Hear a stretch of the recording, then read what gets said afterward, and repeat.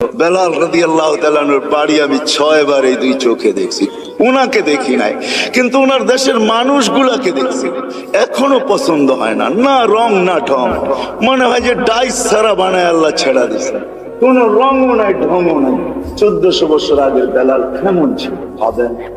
আল্লাহর কাছে তার পরিচয়, ছোট্ট জীবনটাকে সে করছিল, এটাই তার কাছে পুঁজি ছিল, আর কিচ্ছু ছিল না। এটাই ছিল কৃতদাস ছিল, আবার পুঁজি হবে তো হবে কি। বেলাল তো ইথিওপিয়ার ছিল, এখনো তার বাড়িটা ঐতিহ্য হিসাবে রাখা আছে। ছোট্ট পাহাড়ের পদদেশে জঙ্গলের ভিতরে ওই ছোট্ট বাড়িটাকে এখনো সিমসাম সাজায় রাখা আছে। আপনি গেলেও দেখতে পারেন, আদিস আবাবার থেকে 3 থেকে 3.5 ঘন্টা লাগবে গাড়িতে, বেশি সময় লাগবে না। কিন্তু আমার বিশ্বাস আপনি ওইখানে গেলে চোখের পানি ধরেও রাখতে পারবেন না, আপনার ভিতর থেকে কান্না আসবে। আমি 6 বারের একবারও ধরে রাখতে পারি না, ভিতর চোখে পানি ঝরছে, ভিতর থেকে চিৎকার আসছে, বেলাল তুমি কোথায়, আমি কোথায়, বেলাল তুমি কোথায়, দুনিয়া কোথায়, আমার দেশের মানুষ কোথায়, কোথায় তুমি যে জমিনে হাঁটলে জান্নাতে পদতলি। 3 মাস মদিনার থেকে দূরে থাকলে আল্লাহর রসুল স্বপ্নে যায় ডাইকা নিয়ে আসতেন, যে নিজ কবর থেকে উঠবেন, আল্লাহ রসুলের পায়ের নিচের থেকে কিয়ামতের দিন উঠবে, উঠাই আজান দিবে। যে খালি পায়ে উলঙ্গ কিয়ামতের মাঠে যাবে না, সে লাল উটের উপরে চড়া যাবে। আমরা সবাই পায়ে হেঁটে কিয়ামতের মাঠে আল্লাহ তার কাছে আমল নামা চাবে না, বরং আল্লাহ বলবে আযদিন লানা ইয়াউমা ইয়া বেলাল, বেলাল দুনিয়াকে একটা আজান শোনায়। সে আল্লাহর কাছে পরিচিতি লাভ করছে। মা বোনদের জন্য বলতেছি, রাবেয়ার বাড়ি বেশি দূরে না বেলালের বাড়ির থেকে, মাত্র 1 ঘন্টা ড্রাইভের ডিস্টেন্স। রাবেয়ার বাড়িটা এখনো রাখা, রাবেয়ার বাড়ি যদিও বলে বসরা, সে বসরায় চলে গেছিল কৃতদাসী হিসাবে, কিন্তু তার অরিজিনাল জন্মস্থান, অরিজিনাল বাড়ি ইথিওপিয়ায়। এখনো তার ঐতিহ্য রাখা আছে। বাংলাদেশেও কিছু ঐতিহ্য এখনো রাখা আছে, ঠিক না? সব তো হারায় যায় না, ঠিক না? না হারায় গেছে? কি বলেন, ইশাকার রাজধানী কি হারায় গেছে? না বিক্রমপুরের নাম হারায় গেছে, রাজা বীর বিক্রম হারায় গেছে বটে, কিন্তু বিক্রমপুর এখনো কাগজে কলমে লেখা আছে, ঠিক না? রাজা বীর বিক্রম হারায় গেছে, রাজবাড়ির রাজা হারায় গেছে, কিন্তু রাজবাড়ি এখনো রয়ে গেছে। নাটোরের রাজবাড়ি এখনো রাখা আছে, রাজারা কোথায় আছে কে জানে। আহসান মঞ্জিল আছে, কিন্তু এখন নওয়াব আহসানুল্লাহ নাই। এরকম ওই রাবেয়ার বাড়ি রাখা আছে, ওইখানে গেল কান্না আসে যে রাবেয়া তুইও কৃতদাসী ছিলি, তুইও তো 1000 বছর আগে কেমন ছিলি, আজকের গুলাকেই পছন্দ হয় না, তোকে আর কি পছন্দ হতো? তোর রূপরেখাই কিরকম ছিল, কিন্তু তোর নামের জীবনী কোনো বাসা নাই দুনিয়ায় যে বাসায় রাবেয়ার জীবন না।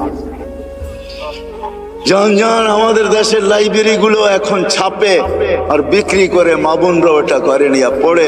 রাবেয়া কৃতদাসী ছিল, 33 বছর বয়সে মারা গেছেন। মারা যাওয়ার আগে রাবেয়া বিধবা হয়ে গেছেন। কাফনের জন্য নতুন কাপড়ও রাবেয়ার কপালে জোটে নাই, কিন্তু স্বপ্নে যখন দেখছে তো নূরের পোশাক পরা ছিল। জিজ্ঞাসা করছে, রাবেয়া ওই কাফনের কাপড় কোথায়? বলছে ওটা পিড়া ফালায় দিয়েছেন, জান্নাতের নূরের পোশাক আল্লাহ পরায়। এটার নামই সত্য। এই জন্য ছোট্ট জীবনটাকে গোরা যেতে হবে। যে গোরা যাবে, যুবক যাবে, যে গোরা যাবে সেই আল্লাহর কাছে পরিচিতি পাবে। কিন্তু আপনি যদি প্রশ্ন করেন গড়াটা সহজ কিভাবে আমি কিভাবে গড়ব, এটার জন্য যদি বলেন, আপনিই প্রশ্ন করতে পারেন যে আমি গড়ব কি করে। এই জন্য আল্লাহ আমাদেরকে সহজ করছেন। আল্লাহ নিজের কথা বলেন নাই, আল্লাহর কথা যদি বলতেন তাহলে এটা হয়তো কঠিন হয়ে যেত যে আমি গর্ব কি কইরা। তোমাকে তো চোখেই দেখা যায় না, লা তারাহুল উয়ুন, আল্লাহকে তো চোখে দেখা যায় না। ওয়ালা তুখালিতুহু যুনুন, ধ্যান ধারণায় আনা যায় না। ওয়ালা ইয়াসিফুল ওয়াসিফুন, যার বর্ণনা দিয়া শেষ করা যায় না। বর্ণনা দিয়ে শেষ করা যায় না। করবো কি করে? আল্লাহ আমাদের জন্য সহজ করছেন যে না না, মান আতা আর রাসূল ফাকাদ আতা আল্লাহ ওয়া ইন তুতিউহু তাহতাদু। আমার বন্ধুকে পাঠাইলাম, আমার বন্ধুর গোলাম হয়ে যাও, তাইলে জীবন গড়া হয়ে যাবে। আমার বন্ধুর গোলাম হইতে দেরি, ডেলি তুমি প্রতি নামাজের ভিতরে যেটা চাও, হেদায়েত হেদায়েত হেদায়েত, ইহদিনাস সিরাতাল মুস্তাকিম, আমার বন্ধুর গোলাম হইতে দেরি, আমি হেদায়েতের মালা তোমাকে পড়াইতে দেরি করব। আমার বন্ধুর গোলাম হয়ে যাও। ওয়াইন তুতিউহু তাহতাদু, মান আতা আর রাসূল ফাকাদ আতা আল্লাহ। যে আল্লাহর রাসূলের গোলাম হলো সে আল্লাহর গোলাম হিসাবে স্বীকৃতি পাবে। আল্লাহ বলে সহজ করে দিলাম, কঠিন করলাম না, আমার বন্ধুর গোলাম হয়ে যাও। বাস্তবিক এটাই সত্য, কবির ওই কথাই সত্য, কিয়া ওফা তুনে মোহাম্মদ সে তো হাম তেরে হ্যাঁ। তো আল্লাহ বলতেছে আমার বন্ধুর গোলাম হয়ে দেখ, আমি তোর হয়ে যাব। ये दुनिया क्या चीज है, लोह कलम तेरे हैं। दुनिया আর কি জিনিস, সমগ্র জগৎটা তোর হাতে উঠায় দিয়া, যার কারণে সম্ভব ছিল। আজকে তো আমরা যান্ত্রিক জিনিস দিয়া যান্ত্রিক জিনিসকে হ্যাক করি, ঠিক না? মনে হয় বোঝেন নাই? যান্ত্রিক জিনিস দিয়া যান্ত্রিক জিনিসকে, টেকনোলজির মাধ্যমে টেকনোলজিকে আমরা হ্যাক করি, ঠিক না? আলী রাদিয়াল্লাহু তাআলা আনহু সূর্যকে হ্যাক করতেছে ইশারা দিয়া, কত বড় হ্যাকার চিন্তা করেন। দাউদ আলাইহিস সালাম সূর্যকে হ্যাক করতেছে ইশারা করা, তুবিস্তা আসর পড়ি না ওইখানে দাঁড়ায়, অথচ গতি পার ঘন্টায় কত 6 লক্ষ মাইল পার ঘন্টায় গতি হ্যাক করতেছে। আপনি তো আজকে ভিডিও কলিং বলেন, এই সূত্র দুনিয়া পাইছে তো পাইছে কোত্থেকে আমাকে বলেন? মুঠোফোনের সূত্র আসছে তো আসছে কোত্থেকে? 1400 বছর আগে ওমর রাদিয়াল্লাহু তাআলা মুঠোফোনের সূত্র আমাদের কাছে উঠায়া দিয়েছেন, যিনি মেম্বরে দাঁড়ায় বলছিলেন সারিয়াত আল জাবাল। 3000 কিলোমিটার দূরে বন্দর আব্বাসে ছিল সারিয়া, সেনা প্রধান ছিল 3000 কিলোমিটার দূরে বন্দর আব্বাস ইরানের শহরে। মেম্বরের উঠতেছিলেন সিঁড়িতে আর বলতেছিলেন সারিয়াত আল জাবাল, সারিয়া পাহাড় সামলা। 6 মাস পরে যদি তখন মদিনা মুনাওয়ারায় আসছে, সবাই জিজ্ঞাসা করছে সারিয়া সামিতা সাউতা আমির আল মুমিনিন, আমিরুল মুমিনিনের আওয়াজ কি তুমি শুনছিলে? তো সে হাসতেছে, বলতেছে শুনি নাই, শুধু রাআইতু আন্নাহু ওয়াকিফুন আলা মিম্বারির রাসূল, আমি দেখছি উনি আল্লাহর রাসূলের মেম্বরে দাঁড়ায় আমাকে পাহাড় দেখায়। সূত্র আসছে তো মুঠোফোনের ওইখান থেকে আসছে। ও মেরে দোস্ত, আমি কেমনে বুঝাবো কোত্থেকে জানি কই হারায় গেছি। এই ছোট্ট জীবনটাকে করা যেতে হবে। এই জন্য মুহাম্মদুর রাসূলুল্লাহর গোলামি যেই ব্যক্তি অর্জন করবে, যুবক কইরা দেখো না, মজা আসে তো আসে কতটুকু। হায় আমরা ভাবি লাইফ স্টাইল চেঞ্জ হইলেই রাগ হয় না। বাটারার মানুষ, আমাকে বাংলাদেশে ওয়াজ করতে হবে না। যদি পেন ড্রাইভের মতো আমার এইখান থেকে খোলা যেত, তাইলে আমি শুধু পর্দা লাগায় আপনাদেরকে দেখায় দিতাম আমার এখানে কত হাসি, কত কান্না, কত হাসি এখানে সেভ করা আছে, কত কান্না সেভ করা আছে। আমি গত মাসে 23 তারিখ আসছি আমেরিকা থেকে। আমি জানি দুনিয়ার উন্নত বিশ্বে কত কান্না, কত হাসি আমার এখানে সেভ করা আছে। আমাকে বুঝাইতে হবে না এগুলা। মেরে দোস্ত, লাইফ স্টাইল চেঞ্জ করলেই উন্নতি, আমরা সুখী হব না না না না। মুহাম্মদুর রাসূলুল্লাহর গোলাম হইলে আখিরাতের জীবন শুধু বনা হবে না, দুনিয়াও। হায় হায়, চলেন বলেই দিই 2019-এ 20-এ তো যেতে পারি না প্যান্ডামিকের কারণে। 21-এ যখন গেছি, 2019-এ আমি এয়ারপোর্ট থেকে বাহির হয়েছিলাম, আমেরিকার কোন এয়ারপোর্ট থেকে। তো আমার সাথে এক মুসলমান ছেলে দাড়ি টুপিওয়ালা মাকে হুইল চেয়ারে নিয়ে আসতেছিল। যখন হুইল চেয়ার শেষ যেখানে গাড়িতে উঠাবে, তো মাকে কোলে করে উঠাইতেছিল। পাশেই আমি এক ইংরেজ মহিলাকে দেখতেছিলাম, চোখের পানি ঝরতেছিল। আমি জিজ্ঞাসা করছি তুমি কাঁদো কেন? বলে দেখ ওর মা মাকে ও বাচ্চার মতো কোলে করে গাড়িতে বসাইতেছে। আমার সন্তান কোথায় হারায় গেছে আমি জানি না। শুধু বৎসরে 2টা দিন, একটা দিন আমার কাছে আসে, যেদিন মাদার ডে হয়, একটা কেক নিয়ে শুধু আমার কাছে আসে, আর কোথায় হারায় গেছে আমি জানি। পায়ে হাত রেখা বলি আমাকে বুঝায়েন না আপনারা। আমি দুনিয়া চষতে চষতে ভিতরে সব শেষ হয়ে গেছে। দুনিয়ার কোন এরকম জায়গা নাই, কোরআনে যা আছে যতটুকু আছে আল্লাহ আমাকে চষায় ফেলছে। কেন চষাইছে তাও জানি না, হয়তো আমাকে পিটাবে বেশি এই জন্য হয়তো চষাইতে পারে, যে তোকে পিটাবো বেশি এই জন্য দেখায় তোকে পিটাবো, এটাও হতে পারে, জানি না। কিন্তু আমি চৈষা বলতেছি, লাইফ স্টাইল চেঞ্জ করলেই জীবন সুখী হয়। হায় হায়, আমি বাংলাদেশিদেরকে চিনি চিনি চিনি, অনেককে চিনি যারা হাতে ধরা চোখের পানি ছড়ায়। প্রত্যেকবারই 2-4 জনকে পাই, মা বাবা বাবা বলে, মার সাথে তো সাক্ষাৎ হয় না, কিন্তু বাবা বলে হুজুর দোয়া করেন। আমার জানা ছিল না যে বুড়া বয়সে আমার ছেলের ঘরে আমাকে চাকর হইতে হবে, আমি জানি না, আমার জানা ছিল না। যদিও আমার কাছে গ্রিন কার্ড, যদিও আমার কাছে আমেরিকান পাসপোর্ট, কেননা 2 জনেই জব করে, এদের বাচ্চাগুলোকে দেখবে কে, তো দেখবে কে? চিলড্রেন কেয়ারে দিলে ডলার গুনতে হবে, আমাদের 2 জনকে গ্রিন কার্ড দিয়ে নিয়ে আসছেন। আমরা ঘরের ভিতরে থাকি, সবকিছু আমাদেরকে দেখতে হয়। যদি একটু কিছু 19 থেকে 20 হয়, ছেলে যদি কিছুও না বলে, তো বৌমার তোর চৌক লঙ্গা নিয়ে আমাদেরকে সহ্য করতে হয়। বিদায় আমার জানা ছিল না শেষ বয়সে আমার ছেলের ঘরে আমাকে চাকর, রাগ করেন না, পায়ে হাত রাখলে যে আমাকে বুঝতে হবে। বিদায় লাইফ স্টাইল চেঞ্জ করলেই আমরা সুখী হব না। মুহাম্মদুর রাসূলুল্লাহ গোলাম হইলে সুখী হব দুনিয়া আখেরাতে। ওই রসুলের গোলাম যে আরশে যে আমাদের জন্য চোখের পানি ঝরাইছেন। বাটারার উলামা তাহকিক পড়ে কোরআনিয়ান যখন আরশে পৌঁছে তো আল্লাহ জিজ্ঞাসা করছে কি করতে আসছেন, কি চান এখানে আইসা, চাবেন কি আমার কাছে? বলছে লা আসআলুকা বিনতি ফাতেমা ওয়ালা আসআলুকা আম্মি আব্বাস, আমি চাচাও চাই না মেয়েও চাই না, আসআলুকা উম্মতি, আমি উম্মত চাইতে আসছি। ওইখানে লজিক দিছেন, যুক্তি দিছেন, আনতা রব্বুল কারীম আনা নবিয়্যুর রহিম, আপনি রব্বে করিম আগে আমি নবী রহিম, পরে পিছে কাইফা তুদাইয়ু হাদিল উম্মাহ বাইনাল করিম ওয়ার রহিম, কিভাবে আমার উম্মত দুইয়ের মাঝে হারায় যাবে আমি সহ্য করতে পারবো না। শুরুতে আপনি, শেষে আমি, উম্মত জাহান্নামে চলে যাবে আমি সইতে পারবো না। তো আল্লাহ ওয়াদা করতেছে কাসসামতুল কিয়ামাতা কিসমাইন, আমি কিয়ামতকে 2 ভাগে ভাগ করছি বন্ধু, কোনো কারণ নাই চিন্তার। লা ইউখসিকা ফি উম্মতিক, আপনার উম্মতের জন্য আপনার কপালে আপনাকে আমি দুঃখ দিব না, ব্যথা দিব না, আপনাকে লজ্জিত করব না, কপালে বাজ আসতে দিব না। আমি কিয়ামতকে 2 ভাগে ভাগ করছি। এক riwayate এটাও আছে, আল্লাহ বলছে আনা মালিক ইয়াউমিদ্দিন আনতা সাহিবা ইয়াউমিদ্দিন, বন্ধু আমি কিয়ামতের মালিক বটে, বাদশা কিন্তু আমি। আল্লাহ রসুলকে সান্ত্বনা দিয়েছেন, বলছে কিয়ামত 2 ভাগে ভাগ করছি, সাল তুতা শাফি তুশাফা, ওই দিন আপনি চাবেন আমি দিব, সুপারিশ করবেন আমি মঞ্জুর করব। ও যুবক একটু বলো না, যাকে মাকামে মাহমুদে উঠায় নেওয়ার জন্য জিবরিল আসবে, মাকামে মাহমুদে যাবে আর চেয়ারে বসবে, হাত রেখা দাঁড়ায় থাকবে। আল্লাহ বলবে চেয়ারে বসেন না কেন? বলে বসলে 3 জায়গায় আমার উম্মতের জন্য ছুটবে তো ছুটবে। বলছে কোন 3 জায়গায় দৌড়াইবেন? কেন হাউসে কাউসারে দৌড়াইতে হবে না, আমার উম্মতকে পেহলা পয়রা আমি নিজে পানি পান করাবো, আমি করাবো না তো করাবে কে?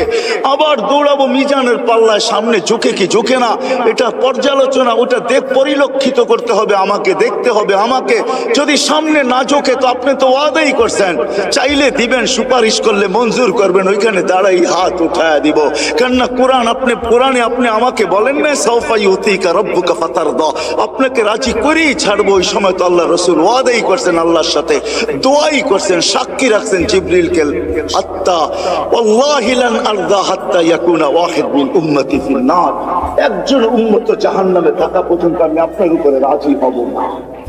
ও যুবক, এর গোলাম বনেন, ও ভাই এর গোলাম বনেন, যে কিয়ামতের মাঠেও আপনার জন্য ছুটবে, তারপরে পুলসেরাতে দৌড়াইতে থাকবে। যদি পার না হইতে পারে তো দুরুদ যদি জীবনে একটাও পড়া থাকি, একবারও পড়া থাকি, ওটাকে মাথার উপরে দিয়া পার করায় দিবে। কিয়ামতের মাঠে যিনি ছুটতে থাকবেন। হাদিস অনেক ছিল, রাত্র অনেক হয়ে গেছে, নাইলে দেখাইতাম কোন নবী আল্লাহ আমাদেরকে দিছিলেন। আরে চলেন চলেন, যে মৃত্যু লগ্নে যার 9 ঘরে চুলা জ্বলে নাই, 9 ঘরে খাবার নাই, যে নিজে ক্ষুধার্ত দুনিয়ার থেকে যাইতেছেন, 9টা ফ্যামিলি রেখা যাইতেছেন, যাদের ঘরে কোনো খাদ্য নাই। আম্মা জান আয়েশা রাদিয়াল্লাহু তাআলা আনহা বলছেন যে বাতি জ্বালানোর তেল ছিল না, যদি থাকতো তো খিদা নিবারণের জন্য পান করে নিতাম। এরকম 9টা ফ্যামিলি রেখা যেতেছেন, হাসান হোসাইনকে রেখা যেতেছেন, আলী ফাতেমাকে রেখা যেতেছেন, যারা সবাই ক্ষুধার্ত। আল্লাহর নবী দুনিয়ার থেকে গেছেন ক্ষুধার্ত, এক বেলার না দুই বেলার না কয়েক বেলার ক্ষুধার্ত দুনিয়ার থেকে গেছেন। খাওয়ার কিচ্ছু ঘরে ছিল না। ওই মুহূর্ত হাসান হোসেনের জন্য চোখের পানি ঝরে নাই। যারা কলিজার টুকরা ছিল, হায় রাত্র অনেক হয়ে যাবে। একদিন দুই ভাই আসছে আল্লাহ রসুলের কাছে, বলতেছে নানা জান আপনি উত্তম না আমরা উত্তম? আল্লাহ রসুল সাদা সিধা জবাব দিছে আমি উত্তম। দুই ভাই হাসতে হাসতে কুটা কুটা হয়ে গেছে। আল্লাহ রসুল বলছে হাসো কেন? জবাব হয় না। মানি জবাব হয় না মানি আমরা দুই ভাই উত্তম, আপনি উত্তম না। তো বলছে কি কইরা?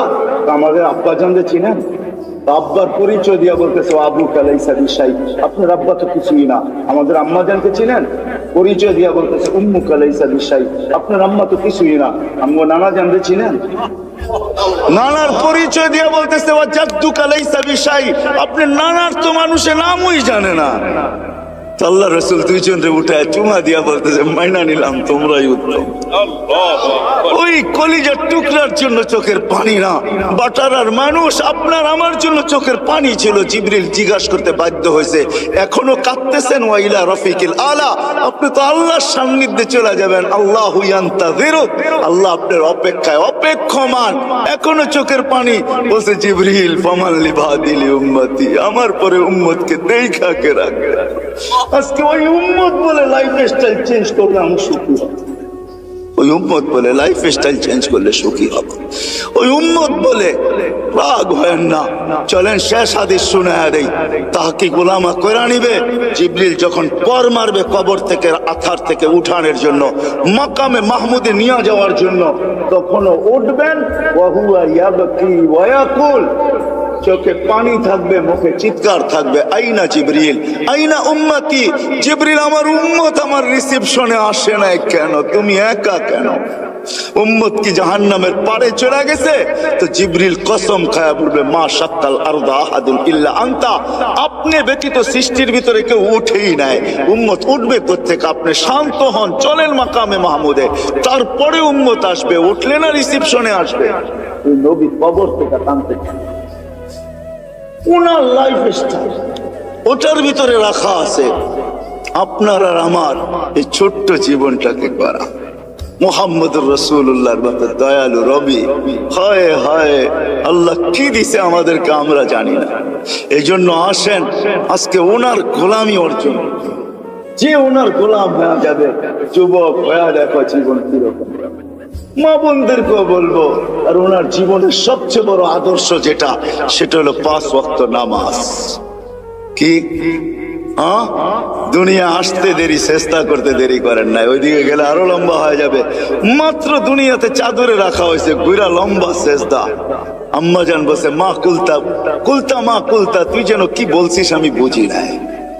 লম্বা সেজদা, ওইটা বৈশা আত্মাহিয়াতর সুরতে বৈশা আঙ্গুল উঠাইতে দেরি, সমগ্র জগৎ আলোকিত হইতে দেরি হয় না।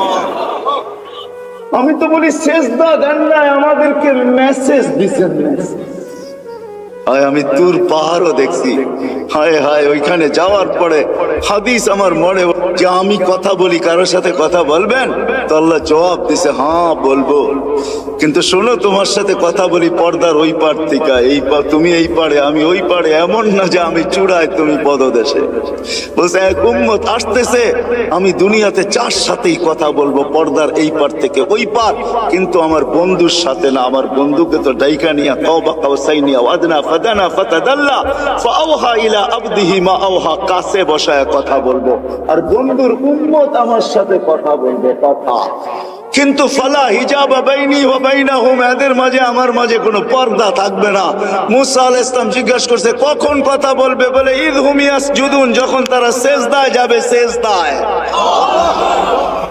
হায় হায়, জীবন গড়ার সবচেয়ে বড় মুহাম্মদুর রাসূলুল্লাহর জিন্দেগির সবচেয়ে বড় জিনিস যেটা, মুখ্যম জিনিস যেটা, যেটা সিল লাগায় নিয়ে আসছেন। বলে না, একের এক না 101 না, একই যেন প্রবাদ বাক্য আছে না, আরে এরকম এক আমল নিয়ে আসছেন যেটা একটাই 100 না, একটাই জিন্দেগি। এই জন্য হাদিস সিল মাইরা নিয়ে আসছেন, ইদা সালুহা সালুহা সাইরুল আমাল।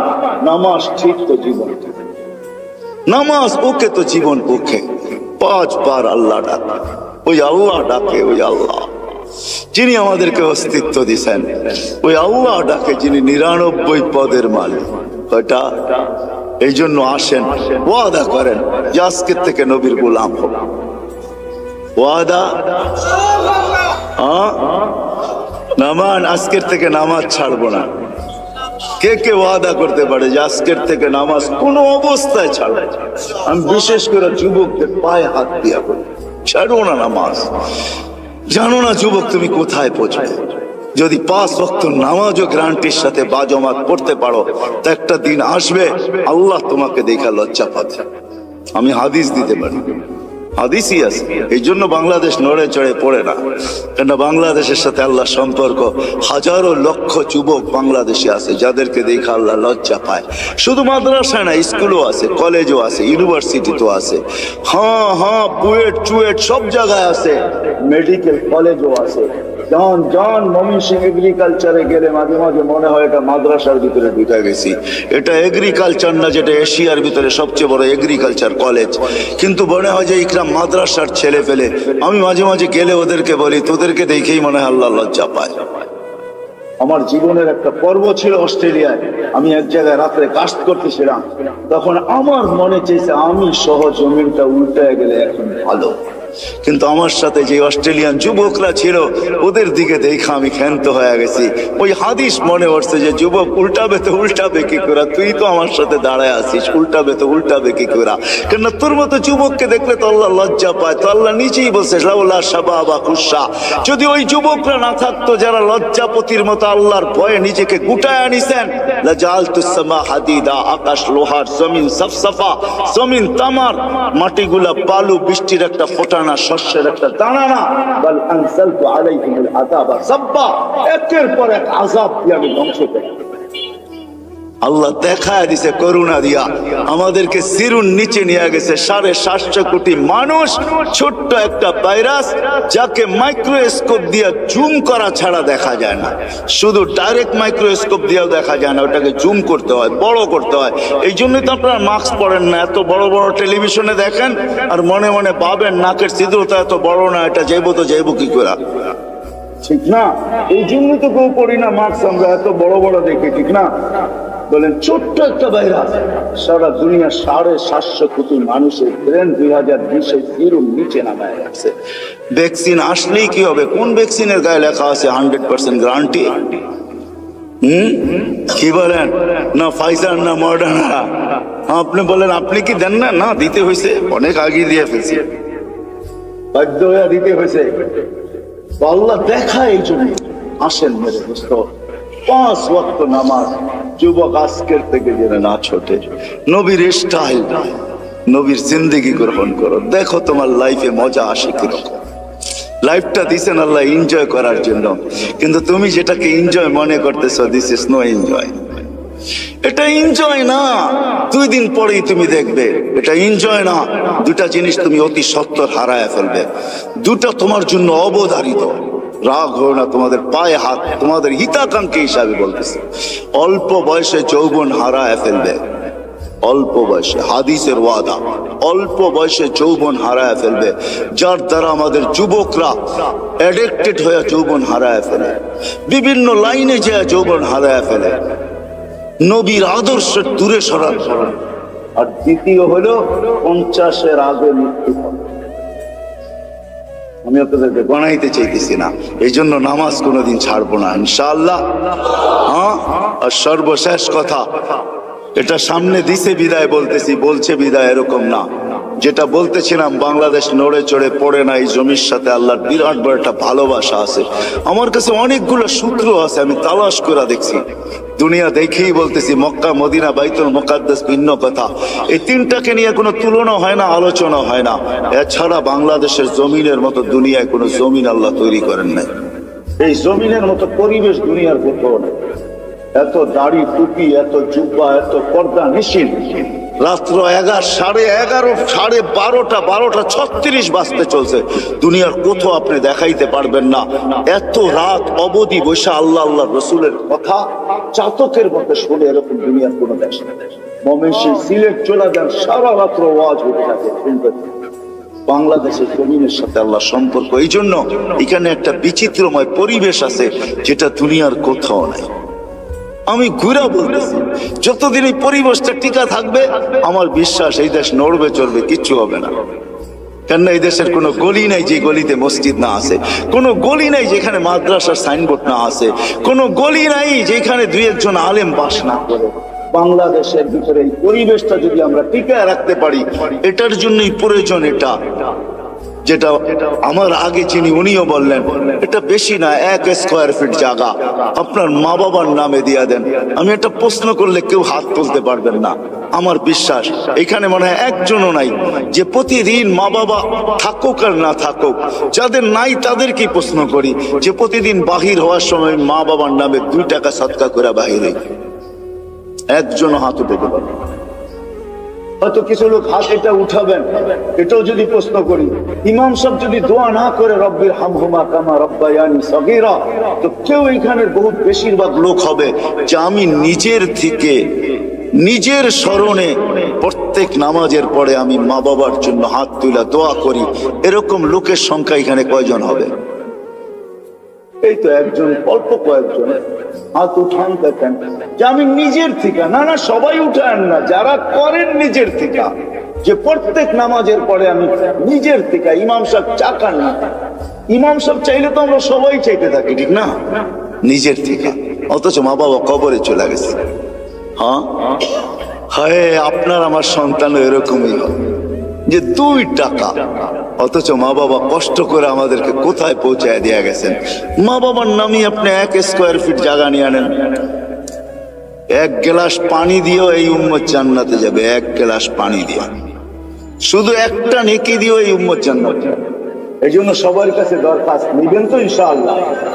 কে কে চেষ্টা করবেন দেখি, হাত উঠান তো, যে আমরা চেষ্টা করব কমসে কম 1 স্কয়ার ফিট জায়গা নেওয়ার জন্য। আমি নাম নুম লিখবো না, শুধু হাত দেখবো বাস।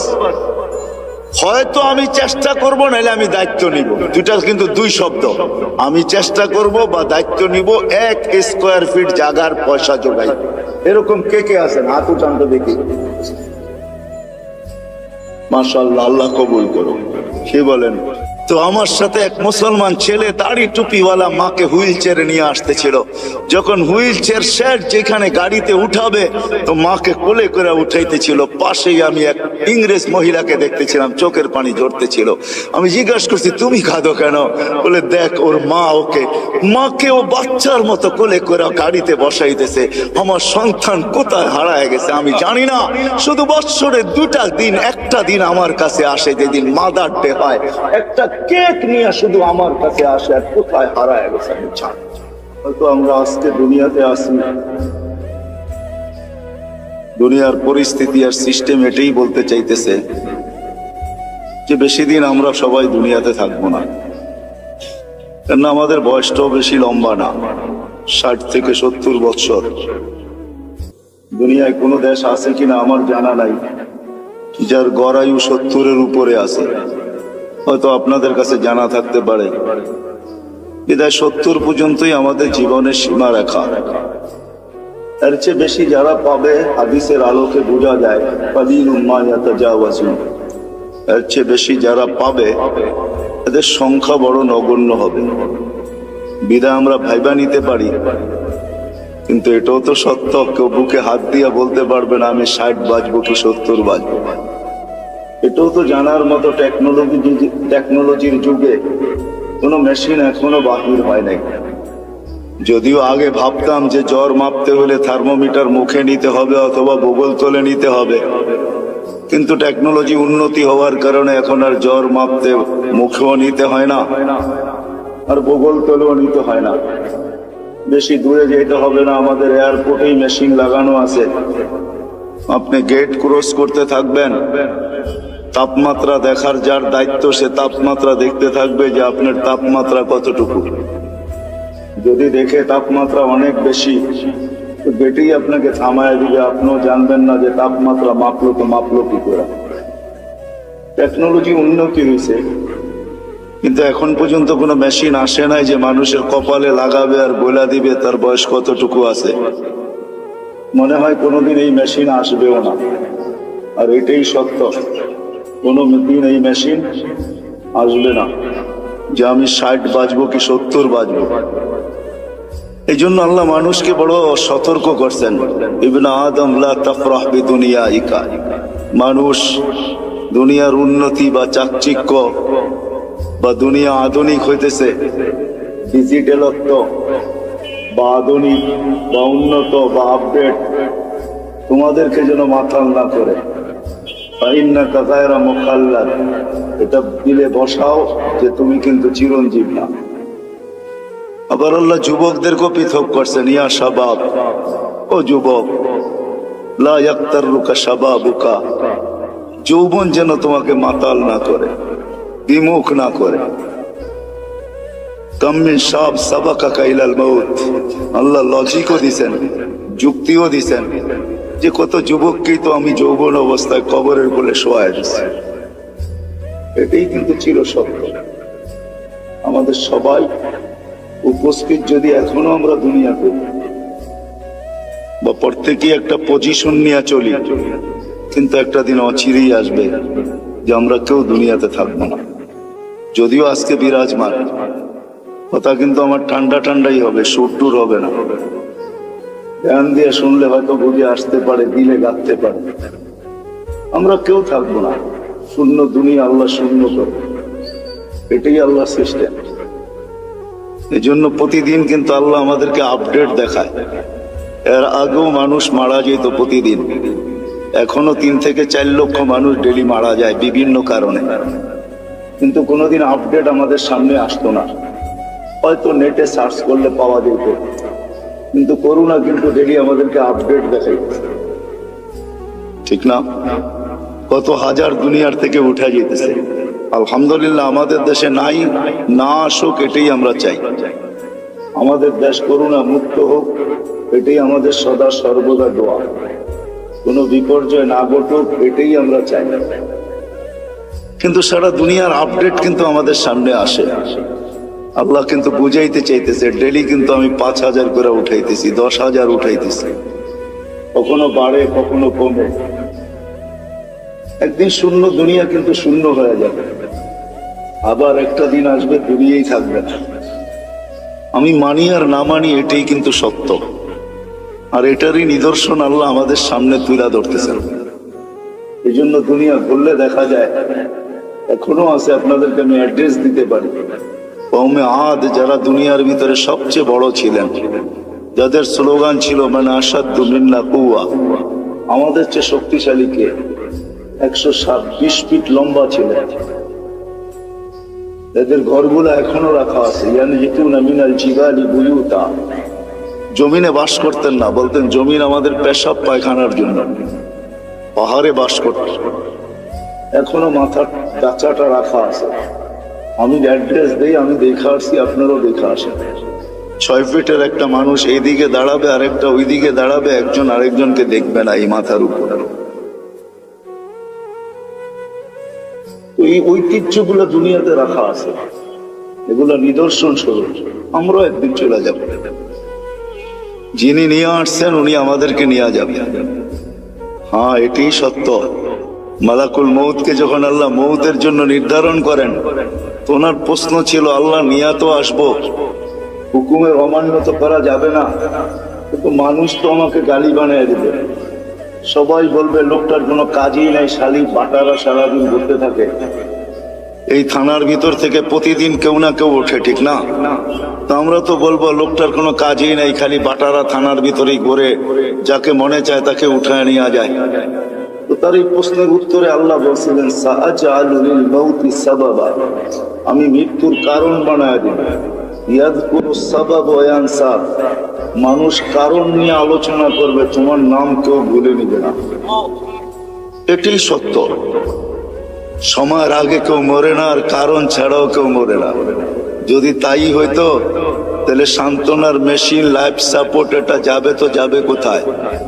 উচিত তো ছিল লাইফ সাপোর্টে দেখতে দেরি, তার লাইফ সুরক্ষিত হওয়া দেরি হতো না, ঠিক না? কি বলেন?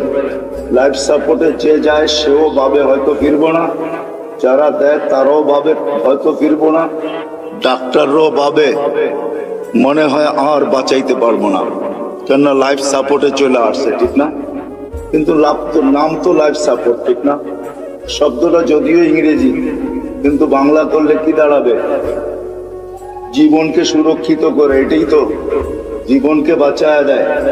আসলে তা না, কারণ ছাড়া কেউ যায় না, সময়ের আগেও কেউ যায় না।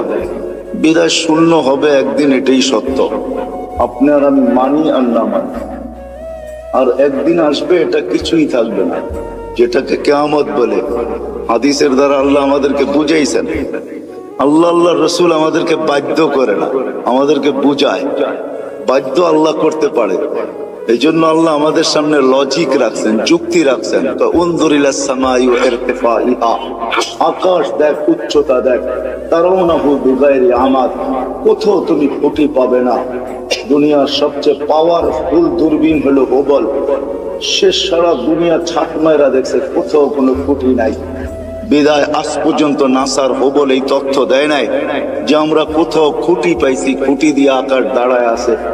আল্লাহ বলছে কোথাও খুঁটি নাই। একটা না সাবা সামাওয়াতুন তিবাকা, একের পর এক 7টা, প্রত্যেকটা এক সমান বড় না। যদি বিশাল স্টেডিয়ামের ভিতরে একটা মার্বেল রাখা হয়, তাইলে স্টেডিয়ামের তুলনায় মার্বেলটা যতটুকু ছোট, প্রথম আকাশটা দ্বিতীয়টার সামনে এতটুকু ছোট, দ্বিতীয়টা তৃতীয়র সামনে এতটুকু ছোট, প্রত্যেকটা তার পরেরটার সামনে এতটুকু ছোট। আল্লাহ বলে 7টা দাঁড় করায় রাখছি, যদি 7টাকে বাধ্য করতে পারি দাঁড়ানোর উপরে, তুমি আর কে? 3.5 একটা মানুষ, তোমাকে বাধ্য করা কোনো ব্যাপার না। কি ব্যাপার? আল্লাহ বলে যদি আকাশ দিয়া বুঝে না আসে, কেননা কারো আকাশ দিয়া বুঝে আসার কথাও না, কেননা বিজ্ঞান আজকে আকাশের নিচে ঘুরতে ঘুরতে সেই হারায় গেছে। বিদায় সে কোনো তথ্য তেমন দিতে পারে নাই, কিন্তু এই জন্য আল্লাহ আমাদেরকে একটু নিচে নিয়ে আসছেন। বলছে উনদুরিলা শামসি ওয়া শুআইহা, সূর্য দেখো আর কিরণ দেখো, তোমাদের দুনিয়ার থেকে 13 লক্ষ গুণ বড়। আমাদের দুনিয়াটা নক্ষত্র না, গ্রহ, এটা নক্ষত্র 13 লক্ষ গুণ বড়। আল্লাহ বলে এটাকে যদি 365 দিনে 365 কক্ষপথে আমি বাধ্য করতে পারি, যার চলার ঘন্টা পার ঘন্টায় 6 লক্ষ কিলোমিটার বেগে দৌড়াইতেছে, একে যদি আমি বাধ্য করতে পারি, তো তোমাকে বাধ্য করা কোনো ব্যাপার না। আল্লাহ বলে এটাও যদি বুঝে না আসে, তো উনদুরিলাল বিহারি ওয়া আমওয়াজিহা, সমুদ্র দেখার তরঙ্গমালা গুলা দেখ। সমুদ্রকে আমি বাধ্য করছি। পদ্মা, মেঘনা, যমুনা ভাঙ্গে আমি মানি, কিন্তু আজ পর্যন্ত বঙ্গোপসাগর ভাঙছে এরকম খবর, বঙ্গোপসাগরে ভাঙ্গন শুরু হয়েছে এরকম কোনো খবর মনে হয় বাংলাদেশের কোনো নিউজ পেপারে আসে নাই, ঠিক না? অথচ পদ্মা ভাঙ্গে, মেঘনা ভাঙ্গে, যমুনা ভাঙ্গে, কিন্তু যতগুলা ঢেউ প্রতিদিন আশ্রয় পড়ে আমাদের কুলে, আজ পর্যন্ত পদ্মা মেঘনা এরকম একটা ঢেউয়েরও অস্তিত্ব দিতে পারে। আল্লাহ বলে ওকে বাধ্য করছি, এই জন্য তোমাকেও বাধ্য করা কোনো ব্যাপার না। আল্লাহ বলে এটাও যদি বুঝে না আসে, তো উনদুরিলাল জিবালি ওয়া ইস্তিকরারিহা, পাহাড় দেখো আর দৃঢ়তা দেখো, ওটাকেও আমি বাধ্য করছি, তোমাকে বাধ্য করা কোনো ব্যাপার না।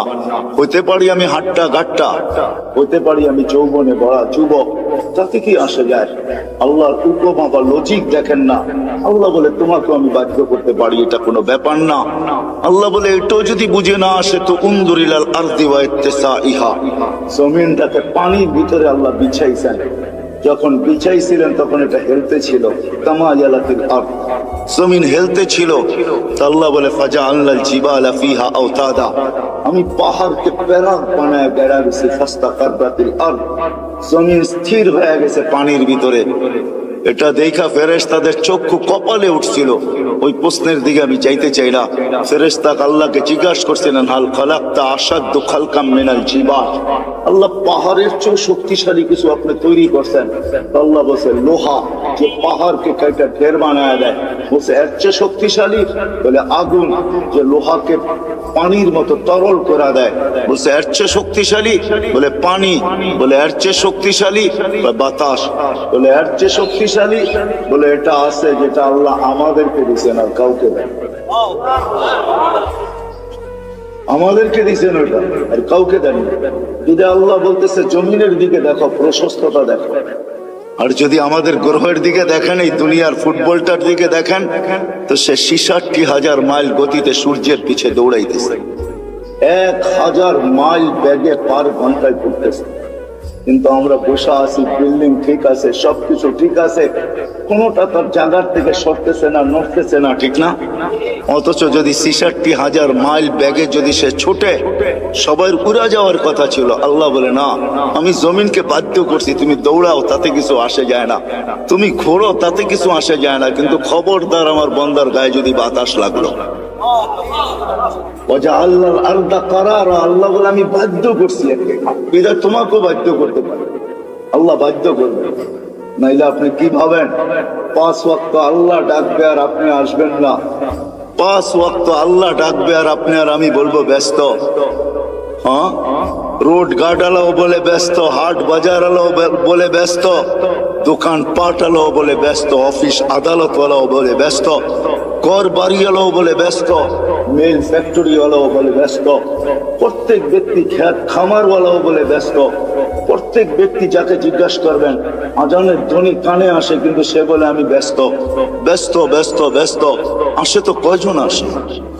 যুবকও বলে আমি ব্যস্ত, এমনকি বৃদ্ধ বলে আমি ব্যস্ত, নারীও বলে ব্যস্ত, পুরুষও বলে ব্যস্ত, সব শ্রেণীর মানুষ বলে আমি ব্যস্ত। অথচ ডাকে কে? কোন আল্লাহ? কোন আল্লাহ ডাকে? রাগ হয় না, দুনিয়ার কোন পদস্থ মানুষ ডাকলে লঙ্গির খবর থাকে না। দুনিয়ার কোন পদস্থ মানুষের চিঠি আসলে, দাওয়াত নামা আসলে, দাওয়াতের কার্ড আসলে 1 মাস আগের থেকে জামায় মাঞ্জা দেওয়া শুরু হয়। মাঞ্জা চিনেন? আমি পুরান ঢাকায় বড় হয়েছি তো এই জন্য কিছু ঢাকায় শব্দ আসবে, কিন্তু আপনাদেরকে বুঝা নিতে হবে বাটারার মানুষ।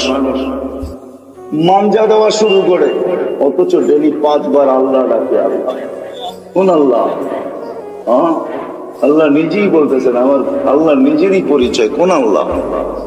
এই জন্য আল্লাহর থেকে যখন বিমুখ হয়, ডাকার পরেও যখন আসে না, তো আল্লাহ নিজেই বলতেছে মান আরাদা আন্নী নাদাইতুহু মিন কারিব, যে আমার থেকে বিমুখ হয়ে যায়, সবকিছু পাওয়ার পরে হারায় যায়, যুবক যৌবন পাওয়ার পরে, রূপসী রূপ পাওয়ার পরে, দোকানওয়ালা দোকান পাওয়ার পরে, হাটওয়ালা হাট পাওয়ার পরে, বাজারওয়ালা বাজার পাওয়ার পরে, অফিসওয়ালা অফিস পাওয়ার পরে, আদালতওয়ালা আদালত পাওয়ার পরে, মেইলওয়ালা মেইলে পাওয়ার পরে, ফ্যাক্টরিওয়ালা ফ্যাক্টরি পাওয়ার পরে, বাড়িওয়ালা বাড়ি পাওয়ার পরে, ঘরওয়ালা ঘর পাওয়ার পরে, সবকিছু যখন আমরা পাওয়া যাই, তখনই আসলে আমরা হারায়া যাই। আর যতদিন আমরা না পাই, যান যান হাসপাতালে যায় দেখেন, যার মুখে কখনো আল্লাহ ফুটতো না, এখন অসুস্থতার কারণে মাঝে মাঝে আল্লাহ যে যায় তাকেই বলে একটু দোয়া করেন, আল্লাহ যেন বাঁচায় দেয়। এরকমও লোক শত শত পাবেন। আল্লাহ বলে যে পাওয়ার পরে বিমুখ হয়ে যায়, না তাই তো মিন কারিব, আমি কাছের থেকে এসে ওকে ডাকতে থাকি আর ওকে প্রশ্ন করতে থাকি, ইলা আইন, কোথায় চললি, হাল ওয়াজাত্তা আজওয়াতা মিন্নি, আমার চেয়ে বড় দাতার সন্ধান কি তোর কাছে আছে? আমা কুনতা মা আম্মাহিনা, তুই নিকৃষ্ট একটা পানির ফোঁটা ছিলি না? ফামান জাআলাকা দামা, তোকে রক্তে রূপান্তরিত করলো তো করলো কে? ওমান জাআলাকা মুদগা, তোকে রক্তপিণ্ড বানাইলো তো বানাইলো কে? ওমান জাআলাকা ইযামা, তোর কঙ্কালটা তৈরি করলো তো করলো কে? ওমান কাসা আলাইহি লাহমা, এর উপর এত সুন্দরভাবে গোস্তের আবরণ চড়াইলো তো চড়াইলো কে? বল। আল্লাহ প্রশ্ন করে বল, আমা কুনতা সাগীরা, তুই কি ছোট্ট ছিলি না? আমা কুনতা যায়ীফা, তুই কি দুর্বল ছিলি না? আমা কুনতা জাহিলা, তুই কি অজ্ঞ ছিলি না? আমা কুনতা মিসকিনা, তুই কি অসহায় আর নিঃস্বয় ছিলি না?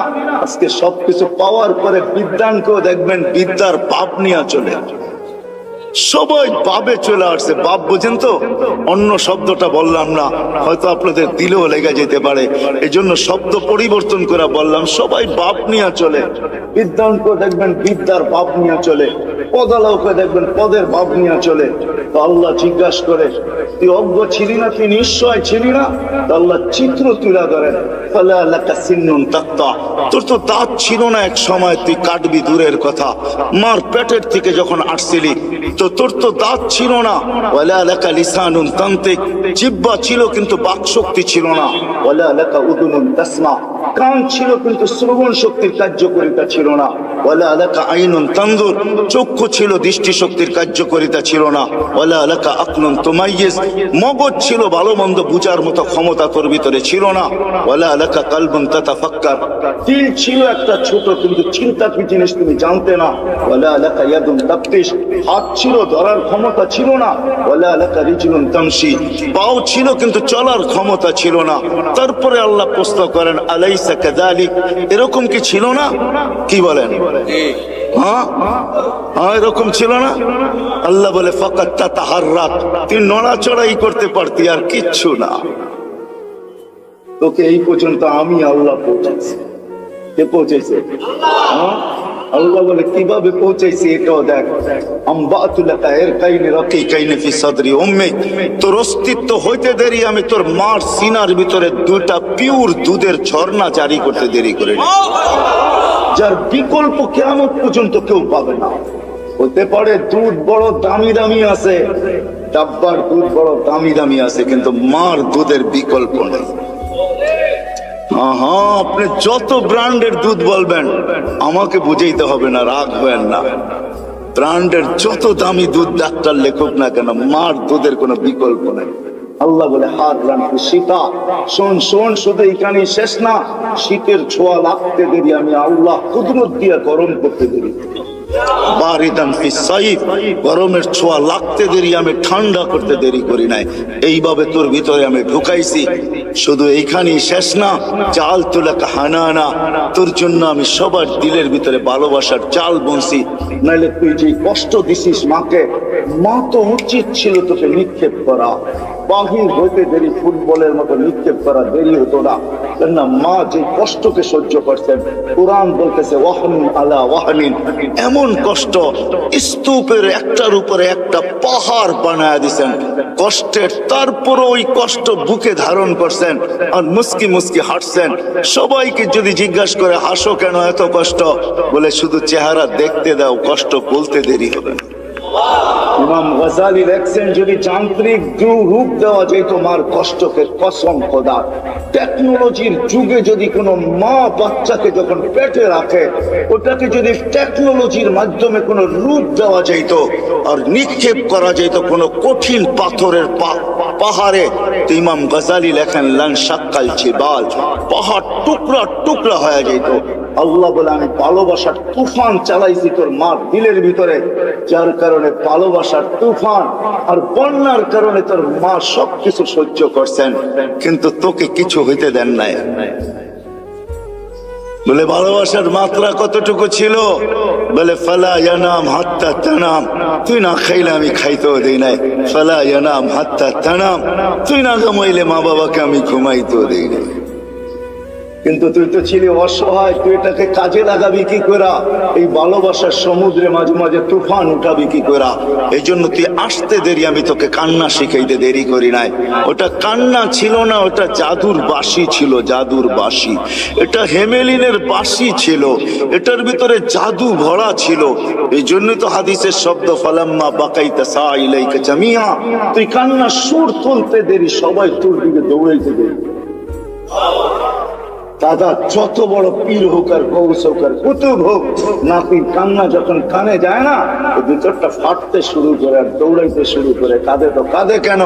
আরে গৌস আর কুতুব আর কি, দুজাহানের বাদশাহ মুহাম্মদুর রাসূলুল্লাহ, যাকে সৃষ্টি না করলে আল্লাহ কিছুই করতেন না, যার সুবাদে আমরা এখনো চলতেছি।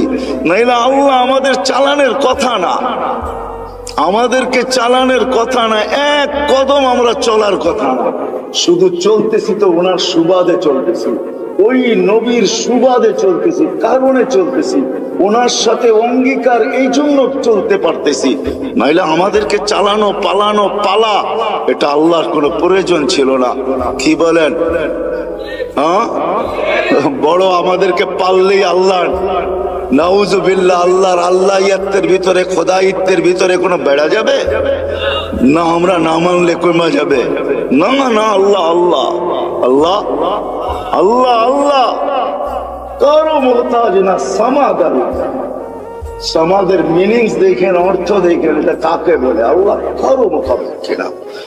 আমাদের প্রয়োজন আছে কদম, এই জন্য আল্লাহ আমাদেরকে পালতেছেন, নাইলে পালার কথা না। আল্লাহ বলে তোকে কান্না শিখাইছি, আর এটার ভিতরে আমি জাদু ঘোড়া দিছি। যেটা বলতেছিলাম, দুজাহানের বাদশাহ মুহাম্মদুর রাসূলুল্লাহ সাল্লাল্লাহু আলাইহি ওয়াসাল্লাম যখনই হাসান হোসেনের কান্না শুনতেন তো ছুটে আসতেন আর বলতেন, ফাতেমা ফাতেমা, কলিজার টুকরাদেরকে কাঁদায় ওরা, এরা কাঁদলে আমি শুনতে পারি। ওই দুজাহানের বাদশাহ পর্যন্ত হাসান হোসেনের কান্না সইতে পারতেন না। কান্নার ভিতরে আল্লাহ জাদু ঘোরা দিয়েছেন, জাদু। আল্লাহ বলে, এইভাবে তোকে আমি বড় করছি, এইভাবে তোকে আমি একটা পজিশন পর্যন্ত নিয়ে আসছি। আর শুধু এইখানেই তো শেষ না, 24 ঘন্টা তোকে আমি সুরক্ষিত করি। যদি সুরক্ষিত না করতাম, এইখানে যতজন বসে আছি, অনেকের জীবনে এরকম পর্ব আছে যে ওই দিন যদি মৃত্যু হইতো, আজকে হয়তো হাড্ডি মাংস সব মাটির সাথে মিশা যেত। ওই অ্যাক্সিডেন্ট থেকে আল্লাহ আমাকে বাঁচায় নিয়ে আসছে। আছে না এরকম দুই একটা পর্ব? 24 ঘন্টা আল্লাহ বলে সুরক্ষিত করি তোকে, 24 ঘন্টা সুরক্ষিত করি। আমি যদি তোকে সুরক্ষিত আল্লাহ বলে 24 ঘন্টা তোকে সুরক্ষিত করে, আর 24 ঘন্টা তুই আমাকে ভুলা থাকিস। শোন শোন, আমি যদি সুরক্ষিত না করতাম, লাবতালাতিল আরদু ফি বাতনিহা, জমিন বহুত আগে তোকে পেটে নিয়ে নিত। লা আগরাকাতিল বাহরু ফি কারিহা, সমুদ্র বহুত আগে তোমাদেরকে তলদেশে নিয়ে নিত। লা আহলাকাতিল মালাইকা, ফেরেশতা বহুত আগে তোমাদেরকে চটকাইতে চটকাইতে সাইজ করে ফেলতো। আমাদের বডিটা এমনি পরিচালিত হয় না। 10 জন ফেরেশতা ডে শিফটে ডিউটি করে, 10 জন নাইট শিফটে ডিউটি করে। প্রত্যেকের জন্য 20 জন ফেরেশতা ডেলি ডিউটি করে 24 ঘন্টায়। দিনে 10 জন, রাত্রে 10 জন, যে আপনাকে আমাকে সুরক্ষিত করে। বাকি বডিটা পরিচালনার জন্য অনেক ফেরেশতা আছে। এখানে শিক্ষিত সমাজ, আমি যদি প্রশ্ন করি হার্ট কি দিয়া চলে, আপনারা বলবেন বাল্ব দিয়া চলে, ঠিক না? এটাই তো বলবেন। আমি যদি প্রশ্ন করি বাল্ব কি দিয়া চলে, কি জবাব আপনাদের কাছে বলেন? জান এখানে হাসপাতালও আছে, জিজ্ঞাসা করেন। ফরাজি হাসপাতালে জিজ্ঞাসা করে আসেন যে বাল্ব কি দিয়া চলে, তো বলবে জানি না বাল্ব কি দিয়া চলে। আরে আরে, হার্ট কুদরত দিয়া চলে। ফেরেশতা 5 করে, আলা ইন্না কলবি ইবনে আদম মালাইকাতুন মুআক্কালা। একজন ফেরেশতা আছে যে হার্টকে 5 করে, 5 চিপটায় রক্ত বাকি হয়ে যায়, ছেড়া দেয় আবার তাই না। আল্লাহ আমাদেরকে সিস্টেমের মাধ্যমে চালান। 24 ঘন্টা ফেরেশতা আমাদেরকে সুরক্ষিত করে, আল্লাহ সুরক্ষিত করে। আল্লাহ বলে, যদি সুরক্ষিত না করতাম, আমি ডাকি তারপরও আসো না, কিন্তু আমি তারপরও তোমাকে সুরক্ষিত করি। হ্যাঁ হ্যাঁ, শোনেন তাইলে দ্বিতীয় হাদিসও শুনা দেন। জমিন প্রতিদিন বলে, আলা কুল্লা ইয়াউমিন ওয়াল আরদু তাস্তাযিনু রাব্বা, জমিন প্রতিদিন বলে আল্লাহ অনুমতি দেন না, কি করবে? আন আবতালিয়া ইবনা আদম ফি বাতনি, হায় হায়, আদমকে, মানুষকে আমি পেটে নিয়ে আনিব। যে যেখানে আছে, যেটার ভিতরে আছে, যা সহ আছে, সব সহ পেটে নিয়ে আনিব। প্রথম সুনামি যখন আসে, 3 মাস পরে আমি ইন্দোনেশিয়া গেছি। টানা ঢাকার থেকে 8 ঘন্টা ফ্লাইটের পরে আমি পড়ছি জাকার্তা। ওইখান থেকে 300 কিলোমিটার আমার এই চোখে দেখছে, একটা বাড়িও দাঁড়ানো নাই। হ্যাঁ হ্যাঁ, আমি চোখে দেখা জিনিস বলতেছি। তখনও উদ্ধার অভিযান চলতেছিল, একটা বাড়িও দাঁড়ানো নেই। 300 কিলোমিটার আমার দুই চোখে দেখছি, একটা বাড়িও দাঁড়ানো নাই। তো এখানে আমার মনে হচ্ছে এখানের জমিনকে আল্লাহ একটু অনুমতি দিয়ে দিচ্ছে। হায় হায়, 2 দিন আগেও আসছিল বাংলাদেশে ভূমিকম্প, ঠিক না? হ্যাঁ, পুরা অনুমতি আল্লাহ দেন না, এই জন্য একটু চটকা দিয়া চলে গেছে, সতর্কের সিগন্যাল দিয়া চলে গেছে। কিন্তু আশ্চর্যের বিষয় একটা এটাও ছিল, 300 কিলোমিটারের ভিতরে একটা মসজিদের ভিতরে একটা দাগও দেখি। আমি চোখে দেখা বলতেছি, শোনা মুনা না। তো মেরে দোস্ত, যেটা বলতেছিলাম, জমিন প্রতিদিন বলে অনুমতি দেন না। তো আল্লাহ জিজ্ঞাসা করে এত রাগ কেন? তো বলতেছে আলামাতা আসবির ওয়া তাহাম্মাল, আমি কতদিন সবুর করবো আর এদের বোঝা উঠায় রাখবো? তো আল্লাহ বলে কেন? ইয়াসি লাইলাম ওয়া নাহারা, 24 ঘন্টা নাফরমানি করে। দেখেন না, আপনি ডাকেন তারপরও আসে না, বলে ব্যস্ত ব্যস্ত ব্যস্ত ব্যস্ত। অথচ হাদিসে এই কথাও আছে, উনি আমাদের সবার কানে আসবে, সবার কানে। শুনে নেন, বাটারার মানুষ সবার কানে ধ্বনি আসবে। আজকে তো যুবক তুমি ব্যস্ত বলো, তোমার কানেও ধ্বনি আসবে। লাশ হইতে দেরি, ধ্বনি আসতে দেরি হবে না। ফেরেশতা আয়েশা কানের কাছে চিৎকার দিয়ে জিজ্ঞাসা করবে, আইনাল ইশতিগাল, বল তোর ব্যস্ততা কোথায়? তুই নিজেকে বড় ব্যস্ত বলতি, বল ব্যস্ততা কোথায়? তো ফেরেশতা জবাব দিবে, সালাল ইশতিগাল, তোর ব্যস্ততা পরিসমাপ্তি ঘটায় দিলাম, তোর ব্যস্ততা শেষ। আর কোনোদিন তুইও বলবি না আমি ব্যস্ত, আর কেউ তোকে দেখবে না ব্যস্ত, আর কোনোদিন রিংও বলবে না ব্যস্ত, কোনোদিন ব্যস্ততার শব্দটাই তোমার কাছে আসবে না, পরিসমাপ্তি ঘটায় দিলাম। তুমি ব্যস্ততা শেষ, ওয়ালাকিন বাকিয়াল ওয়াবাল, সব কাটি তোমার সামনে। কতদিন সবুর করব, কতদিন উঠায় রাখবো? জমিন আরেকটু শব্দ বলে, ওয়ায়ামশি আলা যাহরি মারহা, আমার বুকে সিনা টান করা চলে। যদি মাথা নত করা চলতো তাইলেও তো মেনা নিতাম। আল্লাহ আমাকে ফাটায়া চলে, ফাটায়া। যুবক দেখবেন, রাগ হলো না, তোমাদের পায়ে হাত দিয়া চলি। যুবক তো যুবকের স্টাইলই চলে, ঠিক না? হ্যাঁ, কি বলে? তেল চালিত ঘোড়ার উপরে উঠলে তো কোনো কথাই নাই। তেল চালিত ঘোড়া চিনেন? আগের ঘোড়া ঘাস খাইতো, এখনকার ঘোড়া কিন্তু তেল খায়। তেল চালিত ঘোড়ার উপরে উঠলে তো কোনো খবরই নাই, ঠিক না? বাবুই ভিন্ন, ঠিক না? তো বলে 24 ঘন্টা নাফরমানি করে আমি কত সহ্য করবো? আরো লম্বা হাদিস, আমি শর্ট করতেছি, আরো লম্বা কাহিনী জমিন শোনায়। ইয়াকুল রিজকা কা ইয়াসিক, রিজিক তোর খায়, তোর নাফরমানি করে। তুমি যা দিছো এটা দিয়ে গৌরব করে, যুবক যৌবন দিয়া, শিক্ষিত শিক্ষা দিয়া, দীক্ষিত দীক্ষা দিয়া, অর্থওয়ালা অর্থ দিয়া, মালওয়ালা মাল দিয়া, যা আল্লাহ দিছে, দিছে কে গুলা সব? মান আগনা মান আফকার। আল্লাহ কোরআনে বলতেছে আগনা ওয়া আফকার। আল্লাহ বলে চা দেখো তোমার কাছে সব আমি দিছি। কার থেকে দেওয়া? হ্যাঁ, যদি এতটুকু রেখে দিতেন না, পারতেন না। না টেকনোলজি আল্লাহর কাছে শেষ হয়ে গেছে, মনে হয় বুঝেন নাই। মার পেটের থেকে যতটুকু আসছিলাম এতটুকু যদি থেকে যেতাম, কি করার ছিল? কোন মেডিসিন বাহির হয়েছে আজ পর্যন্ত যে বাউনা খাইলে ও রিঙে তো কম ঝুলে নাই? রিং বুঝেন? বাউনা চেনেন না?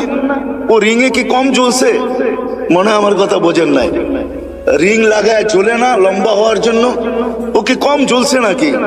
তারপরও কি বাউনা শেষ হয়ে গেছে? আসছে কোনো মেডিসিন যেটা খাইলে লম্বা হয়ে যাবে? আজ পর্যন্ত কোন বাউনা রিঙে ঝুলে লম্বা হয়েছে বলেন তো? কোথায় মেডিসিন? আল্লাহ বলে পারতাম তোকে ছোট না, আমি তোকে বড়, আমি তোকে শক্তিশালী সুঠাম করছি। জমিন বলে রিজিক তোমার খায়, তোমার নাফরমানি করে। তা আল্লাহ জিজ্ঞাসা করে নিবে তো নিবে কিভাবে পেটে? তো জমিন জবাব দেয় আতা জাল জাল জাহারি, আমি আমার পিঠটাকে হেলায় দিব, সব পেটে নিয়ে আনিব। পিঠ হেলানো বোঝেন? হ্যাঁ হ্যাঁ, ভূমিকম্প, ভূমিকম্প। জমিনের পিঠেই হেলে, জমিন হেলে না, যেটার নাম ভূমিকম্প। ইন্দোনেশিয়ার ভাষায় বলে কম্পা ভূমি, ভূমি কপে, ভূমি কাঁপে, পিঠটাই হেলে। হেলতে দেরি। আল্লাহ এই দেশের উপরে দয়া করছেন। আমি তো বইলা বেড়াই, বাংলাদেশের সাথে আল্লাহর বিশেষ একটা সম্পর্ক আছে আমি মনে করি, যার কারণে এই দেশ নড়ে চড়ে পড়ে না। কোনো কিছু হোক, এ দেশে কোনো বিপর্যয় ঘটে না। আলহামদুলিল্লাহ আবহাওয়াবিদরা 10 নম্বর মহাবিপদ সংকেতের ফেলাক পর্যন্ত উড়াইয়া দেখছে, কয়েকটা কলা গাছ পড়ছে, আর কিচ্ছু হয় না এই দেশে, ঠিক না? হ্যাঁ, অথবা দেখেন আপনি দুনিয়ার কোন দেশ 10 নম্বর মহাবিপদ সংকেত উড়াইছে আর বিপর্যয় ঘটে নাই? 6.1 আসছে, কয়েকদিন আগে পাকিস্তানে 5.6 আসছে, 32 জন মারা গেছে, এলাকাকে কাবা বানায় থুয়ে গেছে, বাড়িগুলাকে দশায় থুয়ে গেছে। আমাদের ঢাকা শহরে 7.8 পর্যন্ত আসছে 3-4 বছর আগে, 31st নাইটের পরের দিন কোনো বিপর্যয় ঘটে নাই। এগুলো আমাকে প্রমাণ দেয় এই দেশের সাথে আল্লাহর বিশাল একটা সম্পর্ক মনে হয় আছে, যার কারণে নড়ে চড়ে এটা পড়ে না, আর ইনশাআল্লাহ পড়বেও না। এই জন্য আমি শেষ জায়গায় চলে আসছি, 12টা 4 বাজতে চলছে। মেরে দোস্ত, এখানে থাকা যাবে না। নিয়ে আসছেন উনি, নিয়ে যাবেন উনি, ওনার কাছে চলে যেতে হবে, আল্লাহর কাছে চলে যেতে হবে। এইখানে থাকা যাবে না, কিন্তু নিজেকে গোড়া নিয়ে যাবে। যে গোড়া নিয়ে যাবে নিজেকে, যেমন আল্লাহ চান, যেমন আল্লাহ রসুল চান, তখন আর আল্লাহ বর্ণ দেখবে না, তখন আর আল্লাহ ভাষা দেখবে না, তখন আর আল্লাহ দেশ দেখবে না, তখন আর আল্লাহ বংশ দেখবে না, তখন আর আল্লাহ সোসাইটি দেখবে না, দুনিয়ার কোন জিনিস আল্লাহ দেখবে না। যে নিজেকে গোড়া নিয়ে যাবে, নারী গড়বে, পুরুষ গড়বে, যুবক গড়বে, বৃদ্ধ গড়বে, এমনকি গরিবও যদি নিজেকে গোড়া নিয়ে যায়, আল্লাহ রসুলের দোয়া তার সাথে আছে। আল্লাহ রসুল, আমরা এখানে যারা বসে আছি সবাই তো দোয়ার ভিতরে বলি আল্লাহ কিয়ামতের দিন নবীর সাথে উঠায়েন, ঠিক না? কিন্তু নবীজি তো আজ পর্যন্ত কোনোদিন বললো না যে আমার সাহাবীদের সাথে আমাকে উঠায়েন, উলামাদের সাথে আমাকে উঠায়েন, গৌসের সাথে উঠায়েন, কুতুবের সাথে উঠায়েন। আল্লাহর নবী তো বলে ওই গরিবদের সাথে উঠায়েন যে জীবনটা গোড়া নিয়ে আসছে। আল্লাহুম্মা হশুরনি ফি সুমরাতিল মাসাকিন, কারণ এটাই, যে গোড়া নিয়ে যাবে মেরে দোস্ত, সে আল্লাহর কাছে পরিচিতি পাবে। চাই দুনিয়ার হতভাগা গরিব হোক, তাতে কিছু আসে যায় না। এই জন্য দুনিয়ার আধিপত্য হাজারো মানুষের হাতে হইতে পারে, হাজারো শ্রেণীর হাতে হইতে পারে, কিন্তু কিয়ামতের আধিপত্য কিন্তু গরিবদের হাতে, আর কারো হাতে না।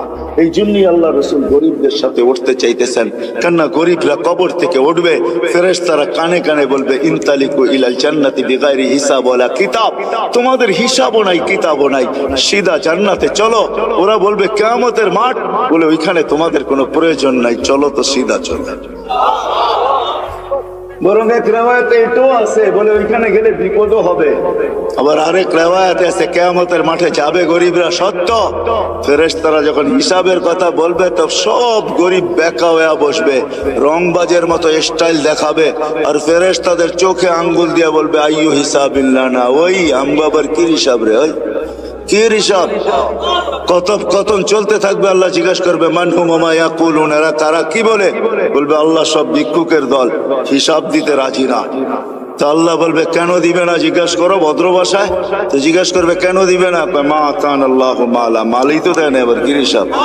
সকালে আনছি বিকালে শেষ, বিকালে আনছি সকালে শেষ, 1 তারিখে আনছি 20 তারিখে শেষ।